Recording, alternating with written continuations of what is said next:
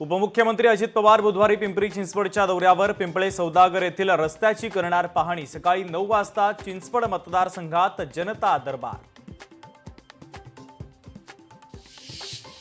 संजय खोडकेंची राष्ट्रवादीच्या संघटन महासचिवपदी नियुक्ती. अजित पवार यांच्याकडून संजय खोडके यांची नियुक्ती. पात्र गावांना सामूहिक वनहक्क देण्यासंदर्भात तातडीने कार्यवाही करावी. उपमुख्यमंत्री अजित पवार यांच्या अधिकाऱ्यांना निर्देश.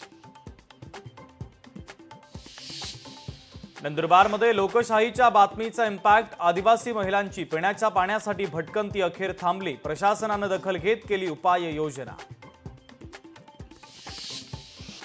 जालना नांदेड समृद्धी महामार्ग बाधित शेतकऱ्यांचं रास्ता रोको आंदोलन. महामार्गात गेलेल्या जमिनीला योग्य मावेजा देण्याची मागणी.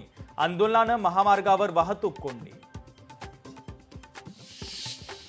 पुण्यामध्ये 5 वर्षीय चिमुकलीवर बिबट्याचा हल्ला. बिबट्याच्या हल्ल्यामुळे खासदार अमोल कोल्हे आक्रमक. अमोल कोल्हेंनी घेतली चिमुकलीच्या कुटुंबियांची भेट.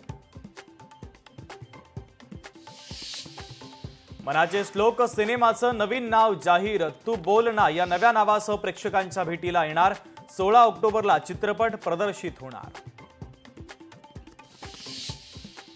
डोंबिवलीमध्ये श्रीवल्ली महिला संस्थानी फेरीवाल्या महिलांमध्ये रोडवर स्टॉल लावण्यावरून तुफान राडा. फेरीवाल्या महिलेनं स्वतःच्या अंगावर ओतलं डिझेल, तर पोलिसांनी घटनास्थळी धाव घेत परिस्थिती नियंत्रणात आणली.